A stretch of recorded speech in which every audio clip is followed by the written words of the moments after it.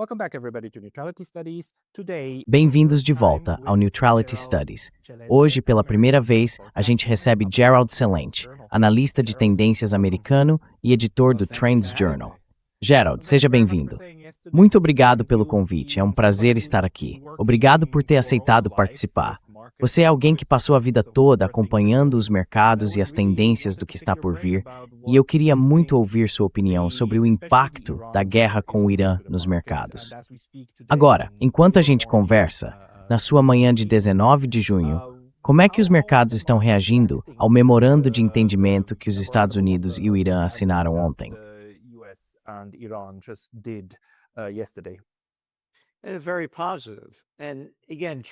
Muito positivo. E, de novo, acompanhar as tendências é entender onde a gente está, como chegou até aqui, para ver para onde está indo.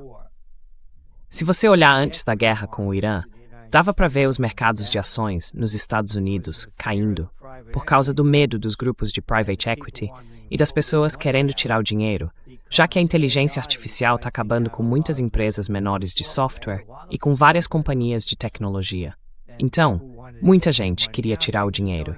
As coisas já estavam indo muito mal antes disso acontecer. Aí veio a guerra e tudo mudou. E mais uma vez, a gente só trabalha com fatos. Somos ateus políticos, por assim dizer. Não tomamos partido em nada.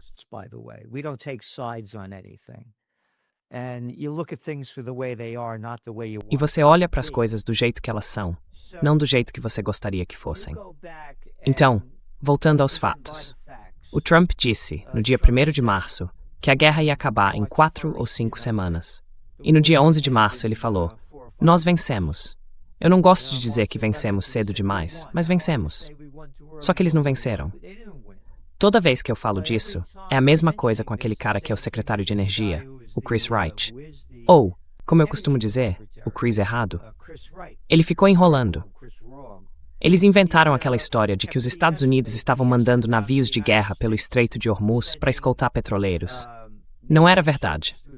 Eu estou mencionando isso porque esse tipo de coisa manipula o mercado.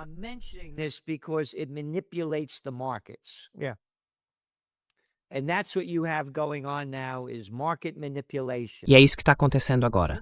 Manipulação de mercado. Aí você precisa olhar para os fatos. São 3 empresas, State Street, Vanguard e BlackRock. Pode procurar. Elas detêm em valor cerca de 88% do S&P 500, certo? 3 empresas. Aí você olha para os dados. 1% da população nos Estados Unidos possui 54% do mercado de ações. 1%. Se você incluir os 10% mais ricos, chega a 93%. Então o mercado é manipulado. Eles vão fazer de tudo para continuar sustentando isso. Sabe, uma vez existiu um italiano chamado Mussolini.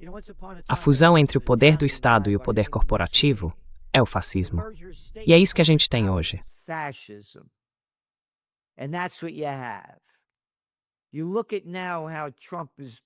Olha só o que está acontecendo agora. O Trump está comprando partes de empresas como a Intel. Ah, você viu que as ações da Intel acabaram de subir? Pois é, a gente acabou de fechar um negócio. Uma atrás da outra, empresa após empresa, estão se fundindo.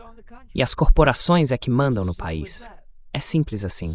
Então não existe realidade nos mercados. As relações preço-lucro estão supervalorizadas. E a gente acredita que vai haver um novo colapso, como o da bolha das .com. De novo, a gente só se baseia em fatos. E aliás, para deixar bem claro, quando eu digo que sou um ateu político, é porque eu não acredito em nenhum desses sistemas políticos. Para mim, são todos sindicatos do crime. E essa aqui é uma das camisetas que a gente vende no Trends Journal. Um político para me dizer isso?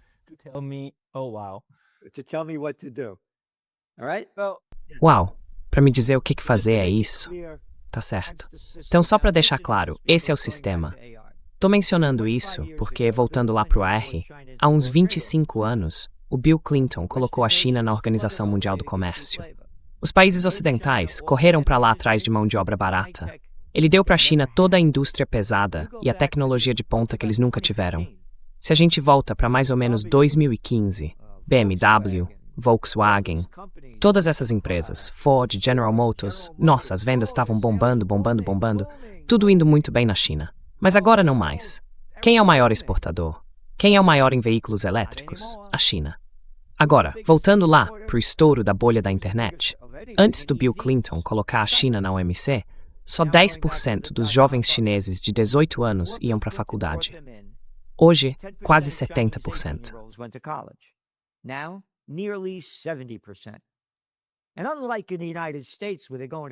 E diferente dos Estados Unidos, onde o pessoal vai para a faculdade para fazer curso de estudos de gênero e outras coisas assim, lá fora eles estão muito mais avançados em tecnologia, em ciência e em inteligência artificial. Na América, eu fico de coração partido. De verdade, de coração partido. Você pega o metrô em Nova York, parece uma noite em Calcutá. Eles têm um negócio chamado Amtrak. Eu chamo de Amcrap. Eu tô lá em Kingston, no estado de Nova York. Foi a primeira capital do estado, o terceiro assentamento holandês. Se eu pudesse dirigir até Montreal, daria umas 4 horas e meia. Um amigo meu acabou de atravessar o rio, tem um lugar chamado Rhinecliff. Pegou o Amcrap de Rhinecliff até Montreal. 10 horas para ir, 10 para voltar. É inacreditável. O país está apodrecendo diante dos nossos olhos. Vai para a China, ou vai para o Japão. Lá não é assim. Lá é pá, pá, pá, pá, pá. Tudo funciona. As estradas, pá, pá, pá, pá, pá. Tudo em ordem. Enquanto isso, o nosso país está se deteriorando bem na nossa frente. Então, de onde vem isso?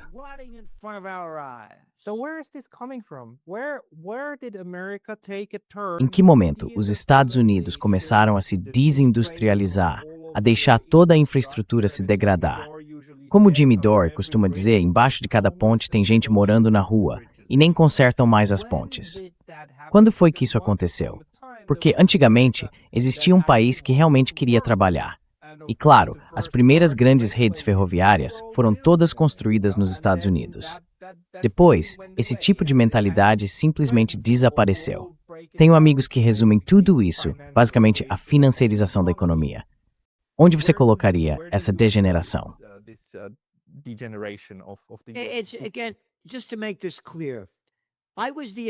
De novo, só para deixar bem claro, eu fui assistente do secretário do Senado do estado de Nova York quando era bem jovem. Eu trabalhava em grandes campanhas políticas no condado de Westchester, o mais rico dos Estados Unidos. Dei aula e criei um curso na Universidade St. John's chamado Política Americana e Tecnologia de Campanha, como conduzir campanhas políticas. Organizei um brunch com Ronald Reagan quando eu tinha 30 anos, junto com 16 membros do nosso conselho. Já estive com presidentes, primeiros-ministros e príncipes. É um sindicato do crime. Um bando de arrogantes de baixo nível, em qualquer país por aí, entendeu? Dá uma passada no Reino Unido. Gosta do Starmer, aquele fora de si, e o trapaceiro do Macron, e o cara da Alemanha, o Merz. Olha as pesquisas desses três, todos com menos de 20%. Hey, just a very quick note, the best way to support this channel is by signing up for my free Substack. You can also help with a paid subscription there, or you can get some of our new merch on neutralitystudies.com. Links below. See you there. Yeah, but merch is such a wonderful example. Mas o Merz é um exemplo perfeito disso. Ele já foi chefe da BlackRock lá na Alemanha. Quer dizer, está diretamente ligado a esse esquema financeiro criminoso, como você chamou, e mesmo assim chega ao topo da cadeia política. E agora, ele vai ser basicamente o responsável por levar a Europa a uma guerra total contra os russos. Como é que essa elite enraizada acabou dominando países que um dia já tiveram uma política externa equilibrada?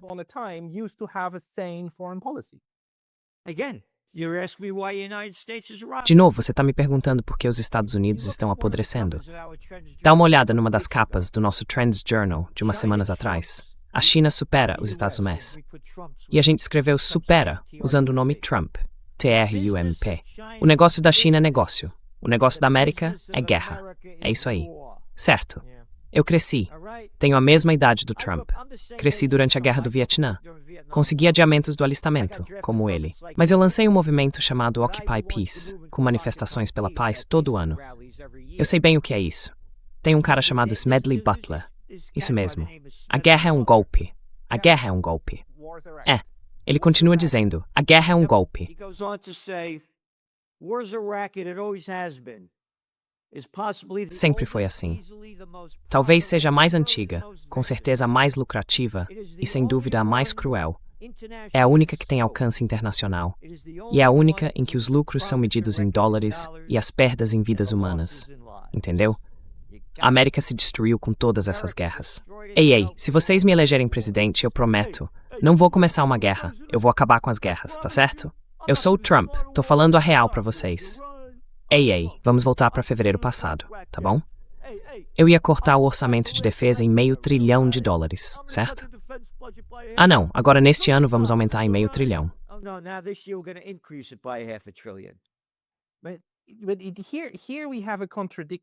Mas aí a gente tem uma contradição. Porque, para fazer uma guerra, você precisa de uma base industrial para sustentar isso. E os Estados Unidos esvaziaram essa base industrial e, na prática, garantiram que ela fosse transferida para a China de forma bem eficiente. Então, será que é o sistema mesmo? Aquilo que o Marx dizia no fim das contas, que os capitalistas iam vender para a gente a corda com a qual a gente ia enforcar eles? É isso que está acontecendo agora com esse núcleo capitalista do Ocidente?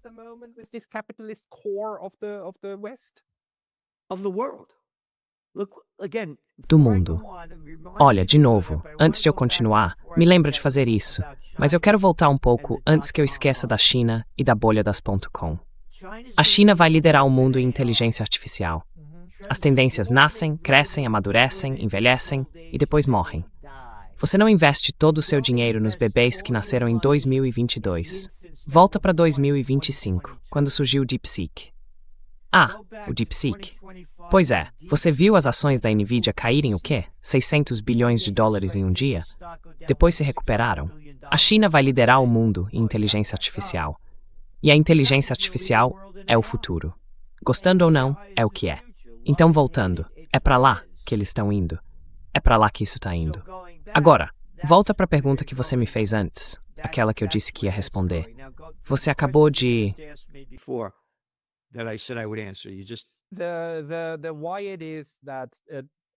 Por quê? Se a guerra é um negócio, e se a guerra é um negócio dos Estados Unidos, o país está mostrando agora que está ficando ruim justamente no seu principal negócio.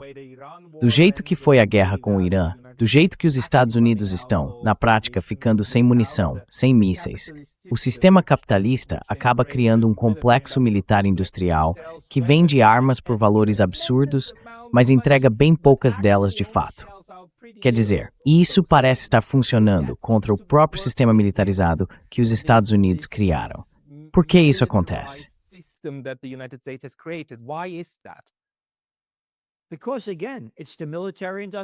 Porque, de novo, é o complexo militar industrial que comanda o país. Houve um tempo em que existiu um presidente chamado Dwight D. Eisenhower, general 5 estrelas, comandante supremo das forças aliadas e presidente por 2 mandatos. Ele disse que o complexo militar industrial estava roubando da nação o gênio dos cientistas, o suor dos trabalhadores e o futuro das crianças. E aqui estamos nós. Fico de coração partido ao ver a decadência deste país. Você não faz ideia. Houve uma época em que pessoas do mundo inteiro queriam vir para a América. Agora não mais. Virou um desastre. O estilo se perdeu. A energia se foi. Mais uma vez, os políticos são apenas isso. Políticos. São sindicatos do crime. Eles só pensam neles mesmos. Mas o mercado continua gerando lucro para esse pessoal, não é? Pois é. Voltando a esse ponto, é por isso que eu também quero falar sobre os sistemas que estão em jogo. Não é só no Ocidente que isso está acontecendo. O que está rolando na Índia? Ah, o Partido das Baratas. Pois é, a geração Z, né? Geração Z. Por que eles não têm futuro? E no Nepal? Ah, derrubaram o governo? Geração Z. Olha, eu sou um cara do Bronx, nova-iorquino de origem, certo? Sou de Nova York. Elegeram um cara chamado Mamdani. Ninguém nunca tinha ouvido falar desse sujeito. Um muçulmano, na cidade com a maior população judaica do mundo fora de Israel. Como é que isso aconteceu? Geração Z. Eles estão quebrados. Estão sem nada. A revolução da geração Z está acontecendo porque é aqui que a gente chegou agora. Com esse cortem as cabeças 2.0. Os bilionários estão ficando cada vez mais ricos. Todo o resto está ficando mais pobre. Eles não têm futuro.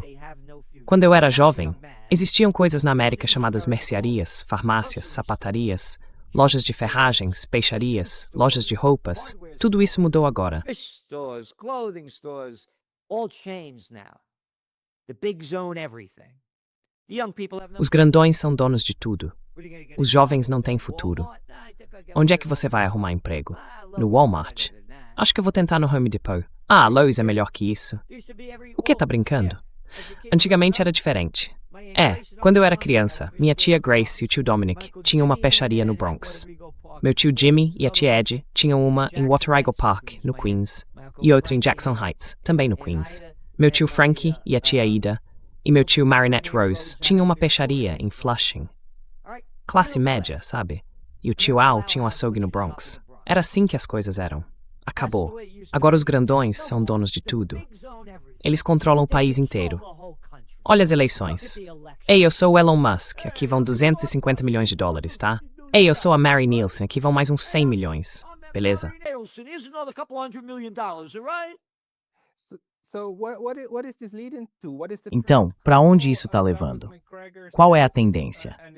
O coronel Douglas MacGregor diz e está convencido de que os Estados Unidos têm como evitar um conflito realmente violento. Você concorda com ele? Vê a situação do mesmo jeito? Digo, isso deve acabar levando a algum tipo de reação popular, gente nas ruas com tochas e forcados e por aí vai. Again, it's off with their heads 2.0 and it's not De novo, in the é tipo um United cortem States. as cabeças, versão It's going 2.0. on globally. E não é só nos Gen Z Estados Unidos. revolution. Isso está They acontecendo have no no mundo todo. future. Essa revolução da geração Z. Eles não têm futuro, I know a não têm young nada. guy. Eu conheço um rapaz jovem, muito talentoso na área de tecnologia. Ele me disse que já fez mais de 1.000 tentativas para conseguir um emprego em tecnologia e só conseguiu uma entrevista. He's Devastador. only gotten one interview. Devastating. Devastating realities for anyone below. Realidades devastadoras para qualquer pessoa com menos de 25 anos. É tipo, tá, você não pode, o que faz então? Mesmo tendo o melhor diploma do ensino médio e da faculdade. Mas não era de se esperar que as pessoas que mais ganham com isso, que tiram o maior lucro do sistema, tivessem algum incentivo para pensar, ok, a gente precisa garantir pelo menos um mínimo de prosperidade para quem está na base, para que eles não se revoltem. Porque, convenhamos, as Ilhas Cayman não são exatamente um lugar fácil de defender, né? Esse tipo de raciocínio. Mas parece que isso não existe aqui. Existe? Não. Nunca existiu. No, it never has been. Normally, they're billionaires. Once Eles são upon a time, the bilionários. tax for these people was 90%. Antigamente, o When imposto Eisenhower sobre essas was pessoas era de 90%, They pay na época do nothing. Eisenhower. They pay Hoje, nothing. eles não pagam Taxes nada. are there. Nada. And they Os can fatos always estão double aí deal. e ainda conseguem todos esses contratos com o governo. É um esquema criminoso. De novo, não existe relação entre Wall Street e a vida real das pessoas. E aliás, tudo mudou de forma dramática depois da Covid. Os restaurantes, eu moro no Vale do Hudson, antes fechavam às 10 da noite, agora às 9. As ruas ficam vazias. Todo dono de restaurante que eu conheço me diz que o movimento está péssimo. Um deles me contou. Antes, nas sextas e sábados, a gente fazia de 12 a 15 mil dólares em vendas. Ele disse, agora fazemos de 3 a 5 mil. Um depois do outro, a mesma história. He said, now we're doing about 3 and 5,000. One after another. Quanto tempo até isso desabar? Quanto tempo até acontecer algo realmente grande que leve as pessoas para as ruas? It won't. Isso só vai se tornar realidade quando o mercado de ações desabar. É nesse momento que a coisa realmente acontece. It becomes a reality. Quando e por qual motivo isso vai acontecer? Tipo a bolha da inteligência artificial torando? É isso? Yeah. When the market Quando os mercados quebram, aí sim vira realidade. Antes disso, não é real. until then. Da última vez que os mercados quebraram feio, lá em 2008, o que a gente viu foram resgates em massa, justamente das pessoas que causaram aquilo, que cometeram esses crimes. Toda aquela ideia de ninja, de dividir e repassar todas aquelas dívidas, quer dizer, todas aquelas ideias péssimas. Mas todo mundo que estava envolvido nisso foi salvo. E é meio isso que o sistema capitalista faz, né? Você não acha que vai ser a mesma coisa de novo? Mais $1 trilhão jogado pelo ralo?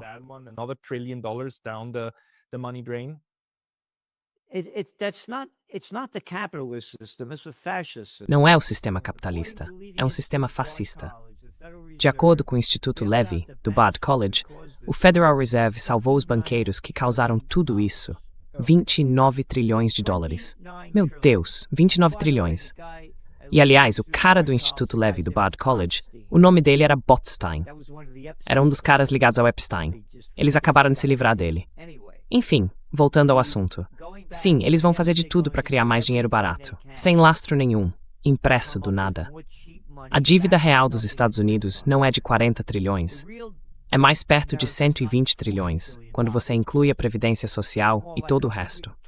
E você não precisa acreditar em mim. Até a revista Fortune fala sobre isso. You don't have to believe me, even Fortune magazine talks about it. So, they're going to now the importance. Então eles vão.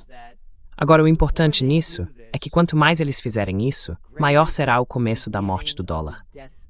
Grande parte do mundo já se cansou da hegemonia geopolítica e financeira dos Estados Unidos.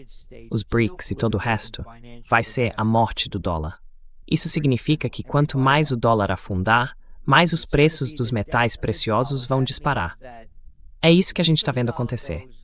Então sim, eles vão salvar o sistema, afrouxamento quantitativo. Quem inventou essa besteira?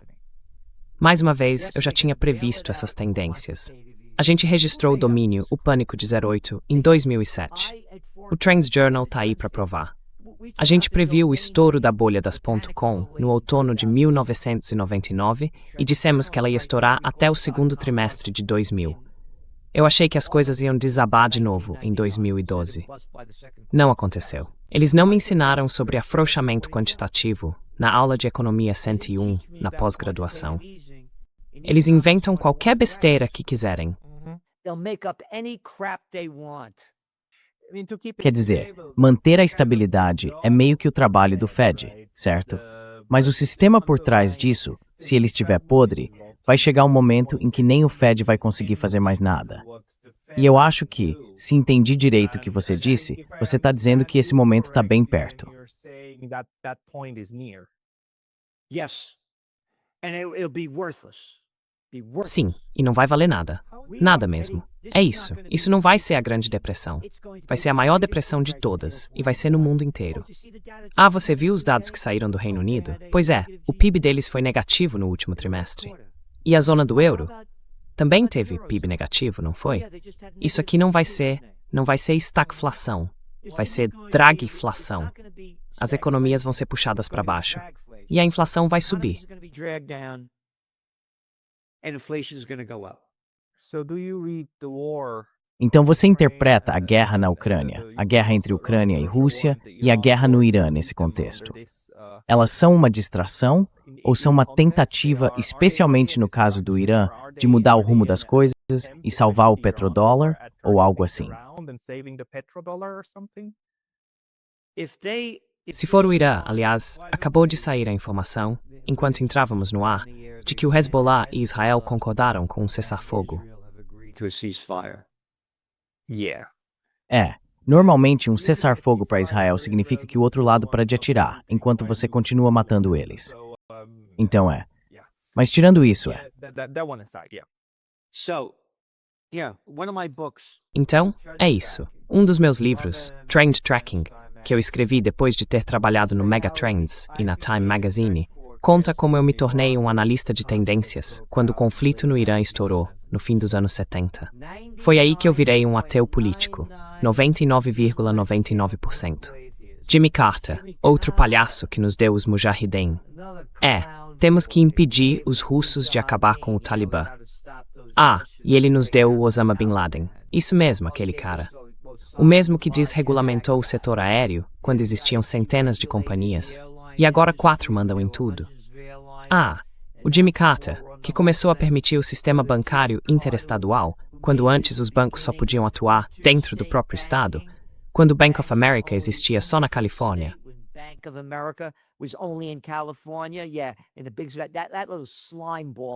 E os grandões, aquele sujeitinho asqueroso. E o Brzezinski, cara, que apodreça no inferno, aquele assassino miserável. O Jimmy Carter volta do Irã, depois de passar o Réveillon com o Shah e a esposa, desce do helicóptero, todos aqueles garotinhos fantasiados fazem continência. E o Carter diz, bem ali, o chá é a ilha de estabilidade do Oriente Médio. E lá no Bronx o pessoal costumava dizer, mentira tem som próprio. Eu pensei, isso vai desabar. Comecei a operar nos mercados futuros de ouro e petróleo. Apostei $5.000 em cada um. E em 1980, eu já tinha transformado isso em quase $750 mil. De novo, esse é um cara jovem. Não me hero. Mas foi o seguinte que aconteceu. 99,99% das pessoas não faziam ideia de que os Estados Unidos e o Reino Unido derrubaram o governo democraticamente eleito de Mohammad Mossadegh no Irã em 1953. Pois é, porque o Mossadegh teve a ousadia de dizer: "Ei, esse petróleo não pertence à Anglo-Iranian Oil, que hoje é a BP, nem à Standard Oil, que hoje é a ExxonMobil. Ele pertence ao povo iraniano." E não pertence. Aquele sujeitinho desprezível, que apodreça no inferno, um gordo, feio, fumando charuto, Winston Churchill, o mesmo que nos deu a Primeira e a Segunda Guerra Mundial. Eles só divulgaram os telegramas no meio dos anos 2000, entre ele e Kermit Roosevelt, bisneto de Theodore Roosevelt, mostrando que os Estados Unidos e o Reino Unido precisavam derrubar o governo. Tá tudo lá, nos telegramas. Sim. Então, quando a Revolução aconteceu, eu soube que era de verdade. Agora, voltando à guerra, eu venho escrevendo desde aquela época. Se os Estados Unidos entrarem em guerra contra o Irã, não tem a menor chance de vencer. Eles são muito avançados. Estamos falando dos persas. Eles são avançados cientificamente, tecnologicamente e militarmente. E para deixar 1000% claro, tem aquele cara metido a durão dizendo asneira, tipo, nós temos o exército mais forte do mundo. Vocês não ganham uma guerra desde a Segunda Guerra Mundial. E nem teriam vencido aquela sem os russos. E não conseguiram derrotar os vietnamitas.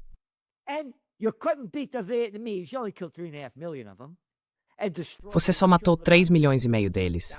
E destruiu. Matou cerca de 250 mil rapazes americanos.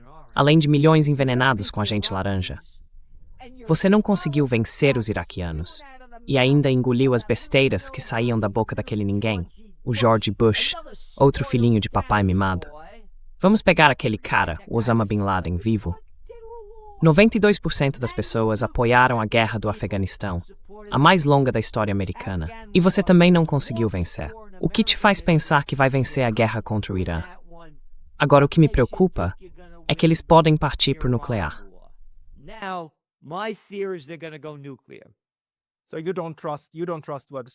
Então você não confia no que acabou de sair. Isso não vai ser uma redução de tensão. É só uma pausa rápida para acalmar o mercado, para lucrar e depois tudo volta ao que era antes. Quer dizer, agora é o momento de comprar todas as ações, tudo o que quiser e depois apertar o botão, os preços sobem e você lucra. É isso que vai acontecer. É isso mesmo.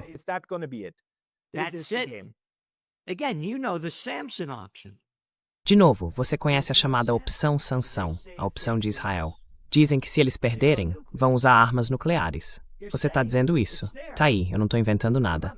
E o Netanyahu vai fazer de tudo que puder, as eleições são em outubro, para continuar no cargo.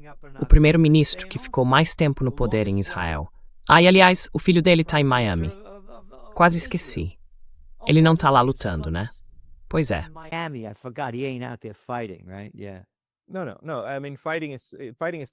Não. Quer dizer, lutar é coisa da classe camponesa, certo? É isso. Você falou em morrer.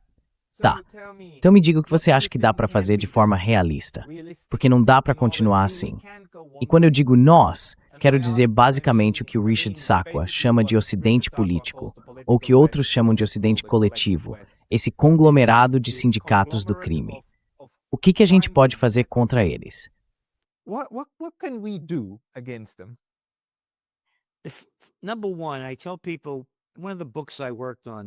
Primeiro, eu sempre digo para as pessoas, um dos livros em que trabalhei, há muitos anos, antes mesmo de virar moda, foi Cura Natural, lá nos anos 80, sobre como ficar na melhor forma possível, física, emocional e espiritualmente. Não é preciso uma maioria para vencer, e sim uma minoria irritada e incansável, determinada a acender fogueiras de liberdade na mente das pessoas. Samuel Adams, um dos pais fundadores, disse isso. Essa revolução da geração Z é muito importante. O jeito de mudar agora, e pode mudar, é unir os jovens. E tudo passa pelas redes sociais. Esse é o caminho do mundo hoje. Eu li tudo o que pude na internet sobre como e por que Mondani venceu o pequeno Andy Cuomo.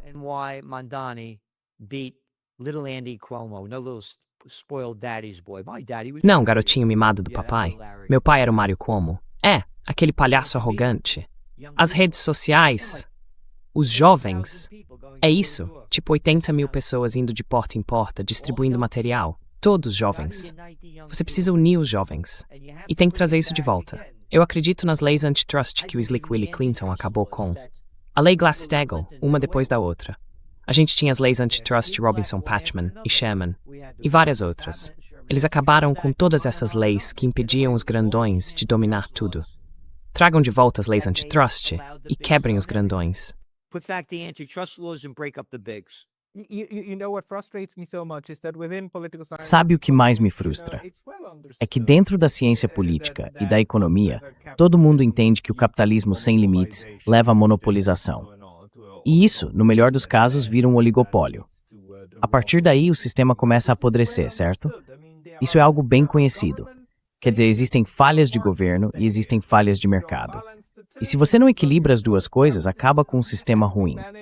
E o que a gente fez, especialmente no Ocidente, com o rumo que as coisas estão tomando, acabando com as leis antitrust, enfraquecendo as leis trabalhistas e tudo mais, é basicamente cavar a própria cova econômica.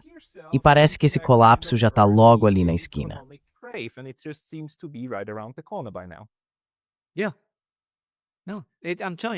Não. Olha, eu tô de coração partido de ver o declínio desse país que eu amo tanto. Como eu costumo dizer, eu só sou quem eu sou porque sou um napolitano nascido no Bronx. Se eu tivesse nascido em Altavilla Irpina, eu não seria essa pessoa. E, aliás, eu sou dono de 3 dos prédios mais históricos dos Estados Unidos. Em Kingston, no estado de Nova York. Eu mencionei que foi o 3º assentamento holandês. Há mais construções de pedra anteriores à Revolução do que em qualquer outro lugar do país. E é o único cruzamento da América onde há prédios de pedra de antes da Revolução em cada esquina. E eu sou dono de 3 deles. Comprei esses prédios porque eu ia deixar o país, já que eu estava de saco cheio da política. Tô falando lá de 2010. E em todo lugar que eu ia, eu não queria ficar. Aí voltei, e um dos prédios estava à venda. Comprei na hora. Está fosca to outros 2.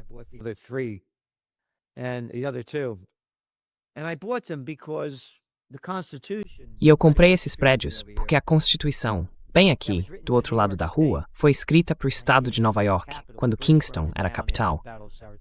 Os britânicos queimaram tudo depois da Batalha de Saratoga. Mais de 60% da Constituição americana vem da Constituição que foi escrita aqui. E eu comprei esses prédios, e estou aqui porque esse era o verdadeiro espírito da América. Vida, liberdade e a busca da felicidade. Do que você está falando? Felicidade virou uma palavra suja. Liberdade? Você não tem nenhuma. Eu vou te dizer o que fazer. Ei, você ouviu Trump? Eu sou o chefe. Eu sou o chefe. Vem aqui e me diz o que fazer. Vem aqui e me diz o que fazer, gordinho. Vem aqui e me faz fazer o que você quer que eu faça. Cadê a coragem do povo? Sumiu. Sumiu.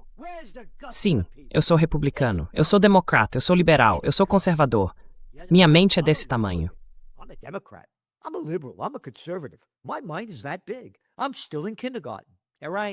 Eu ainda tô no jardim de infância. Você tem razão. Deve doer muito pra você. Deve doer muito ver tudo isso de um lugar que já teve o sonho americano pra vender, né? Pois é.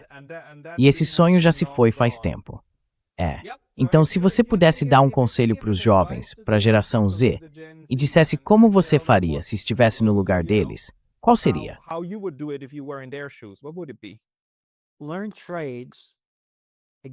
Aprenda um ofício.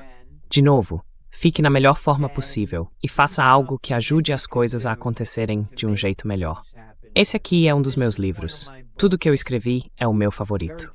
O que Zizi deu ao Honey Boy. Uma história real sobre amor, sabedoria e a alma da América. Antigamente tinha um programa de TV chamado Todo Mundo Ama Raymond, e a atriz Doris Roberts, que fazia a mãe, teve o último papel principal da carreira, interpretando a minha tia. Não sei se dá pra ver, mas aqui tá uma foto do casamento dos meus pais. Consegue ver? 1934, no auge da Grande Depressão. Olha só como eles estavam. 1930, 1934, the height of the Depression. Look what they look like. My father worked in a fish store. They were laborers. Meu pai trabalhava numa peixaria. Eles eram operários. Trabalhavam em fábricas. Olha pra eles. Olha pros Bezoses, pros Musks, pros Gates.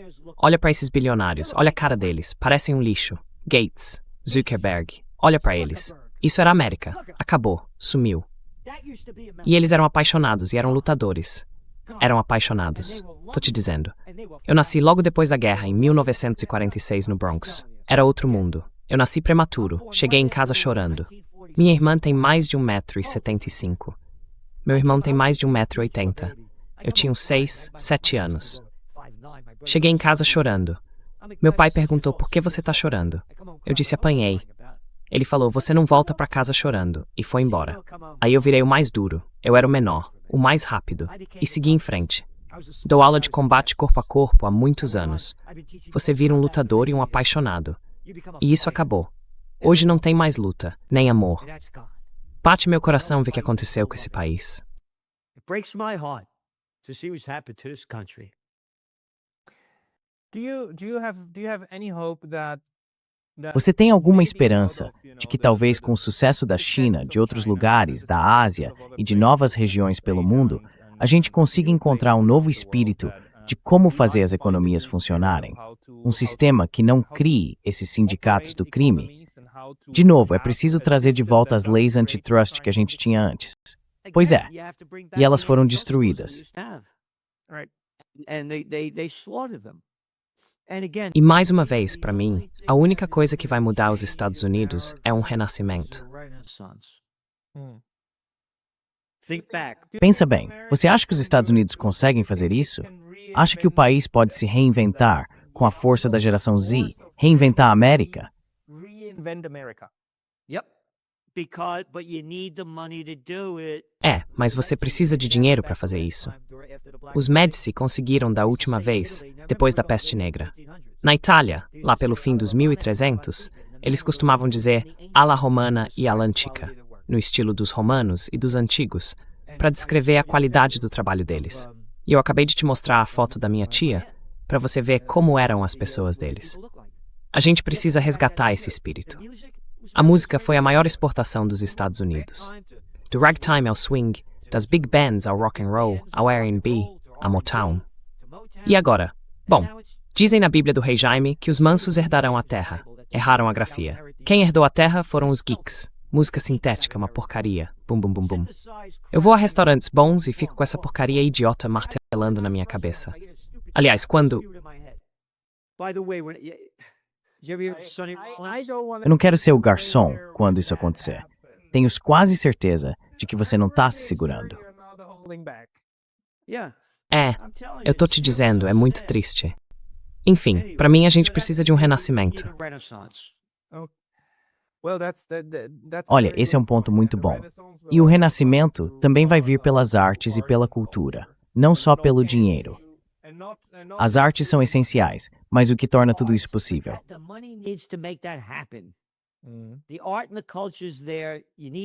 A arte e a cultura estão aí, mas você precisa de grana para fazer acontecer. E de novo, foi assim que aconteceu da última vez. Eu tinha uma namorada francesa maravilhosa, a Marie-Pierre. Aliás, o irmão dela, o François, era segurança do Jacques Chirac e do Mitterrand. E o meu instrutor de combate corpo a corpo, o John Perkins, que descansa em paz, costumava ir até Palisades para treinar com ele. E a Marie-Pierre, que era uma grande artista, sempre dizia: a arte é o caminho para encontrar o verdadeiro sentido do espírito humano. E eu concordo com isso 1000%.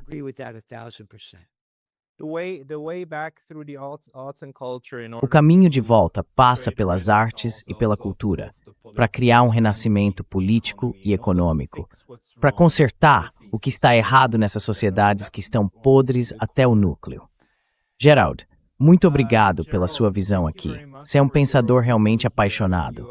Tem algo que você gostaria de compartilhar com o meu público? Algo que acha que a gente ainda não abordou, mas que é importante para entender onde estamos agora? Yeah, the other thing is important too is you're seeing the Ukraine war ramping up. Outra coisa importante é que a guerra na Ucrânia está esquentando. Eles estão bombardeando Moscou. E, aliás, no seu Trends Journal lá atrás, você viu como esse cara tá feliz? Foi o golpe dos Estados Unidos contra o governo democraticamente eleito de Viktor Yanukovych, na Ucrânia, em 2014. E o povo nem faz ideia disso. Eu tô preocupado que essas guerras vão se intensificar, e a gente já tá vendo isso acontecer.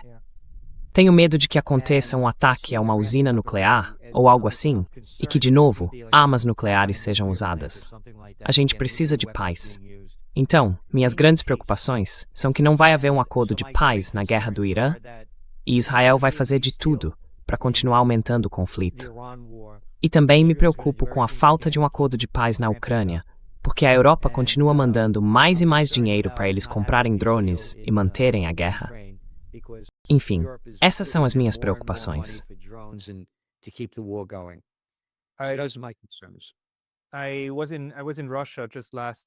Eu estive na Rússia na semana passada e olha, os russos estão irritados, estão muito irritados com toda essa escalada que está acontecendo. E eles estão pensando muito seriamente sobre o que fazer.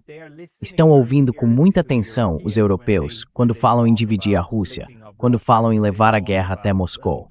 E hoje mesmo saiu mais um artigo no New York Times dizendo algo como: os ucranianos e os europeus estão muito orgulhosos de levar a guerra até Moscou. Pois é, adivinha o que eles vão fazer? Eles não vão desistir. E vão colocar a culpa de novo na mesma política fracassada. Então eu não sei, é muito, muito perigoso. É extremamente perigoso neste momento. Very dangerous. World War III's already begun. Muito perigoso. A Terceira Guerra Mundial já começou. Falta só alguma coisa para torná-la oficial. Veja bem, se o Napoleão saiu da Polônia com 240 mil homens e voltou com 10 mil depois de atacar Moscou, se nem os alemães conseguiram vencê-los, o que faz alguém achar que outro vai conseguir? É ridículo. Ninguém vai, mas muita gente vai morrer. Eu sei. Muita gente. Eles só mataram o quê? I know. Oh, they only killed what? How many millions? What, about 25 million in World War? Quantos milhões? O quê? Uns 25 milhões na Segunda Guerra Mundial. 27 milhões de cidadãos soviéticos. 7 milhões deles eram militares. 20 milhões civis. É isso. E quer saber? Eles lembram. Os russos lembram. Claro que lembram. E de novo, eles não. E por algum motivo, os alemães acham que dessa vez estão do lado certo da história. Eu sinceramente não entendo como alguém pode acreditar que isso seja verdade. Desculpa, é uma situação absurda.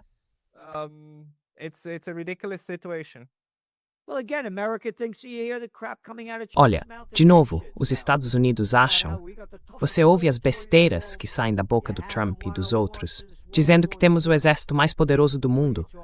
Mas vocês não ganham uma guerra desde a Segunda Guerra Mundial. Do que é que estão falando? Para deixar isso 1000% claro, tem outro dos meus livros. Foi um best-seller internacional, Trends 2000. Me levaram para o Instituto Militar da Virgínia, o melhor lugar, lá no ano 2000. Sabe por quê? Porque eu escrevi sobre a Guerra do Novo Milênio. Naquela época não existiam drones. Eu disse, todos esses tanques, esses aviões, esses navios, tudo isso é coisa inútil. A revolução da internet tinha começado uns 9 anos antes, mais ou menos. Eu disse, vai ser um tipo totalmente diferente de guerra. Falei que era desperdício de dinheiro, desperdício de tempo. E, de novo, os fatos estão aí. Estamos na Guerra do Novo Milênio. É um mundo completamente diferente. E eu me preocupo com o extermínio da humanidade. É isso.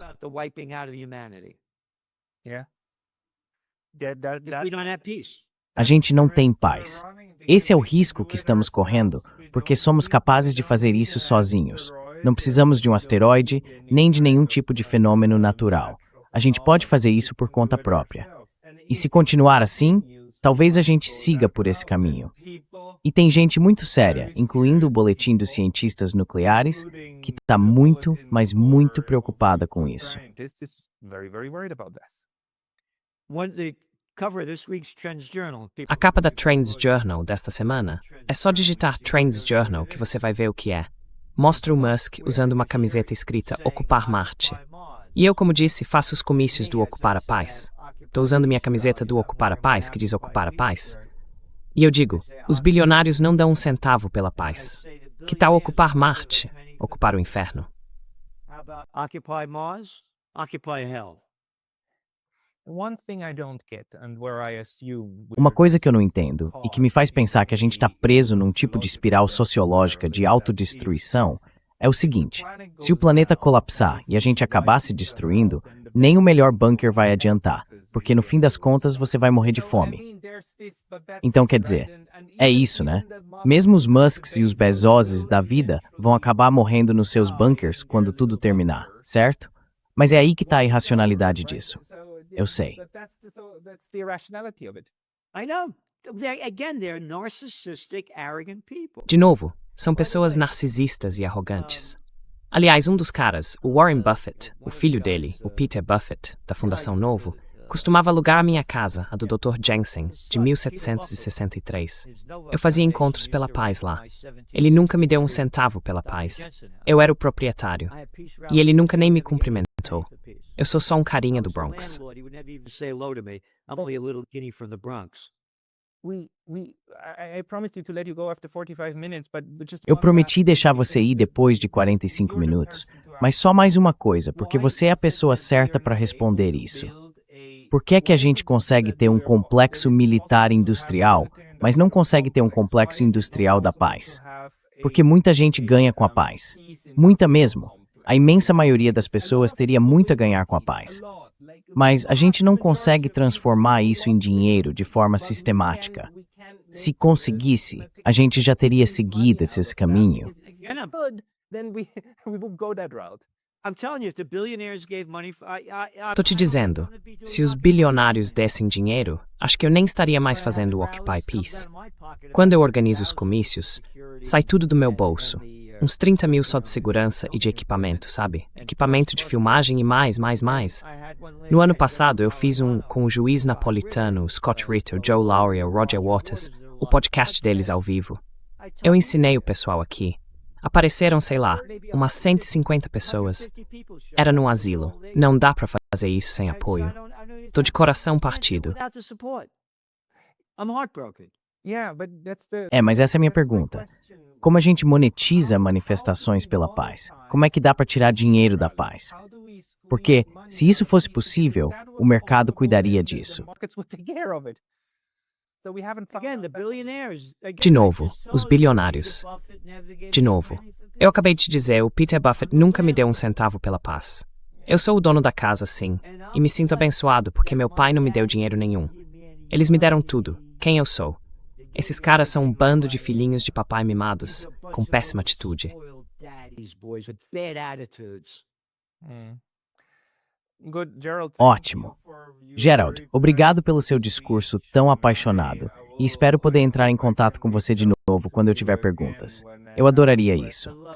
Oh, thank you so much for what you're doing and the knowledge. Muito obrigado pelo que você faz, pelo conhecimento que você tem e pelas coisas que você fala. Você é uma pessoa rara, cara. As pessoas não sabem o que você sabe, nem dizem o que você diz. Te digo, antigamente eu aparecia na Oprah, no Today Show, no Good Morning America, em todos eles. Fui colocado na lista negra de todo mundo, porque me manifestei contra as guerras. Obrigado por isso. De verdade, obrigado por isso. Thank you for that. Thank you for that. I mean, at the end of the day, it's because people. No fim das contas, é por causa de pessoas como você que eu ainda tenho esperança na humanidade. E, na verdade, todas as pessoas que nos ouvem fazem parte disso. É como se fôssemos uma comunidade. Tudo que a gente precisa fazer é vencer os fomentadores de guerra. O que eles tentam é nos dividir entre esquerda e direita, ricos e pobres, e por aí vai.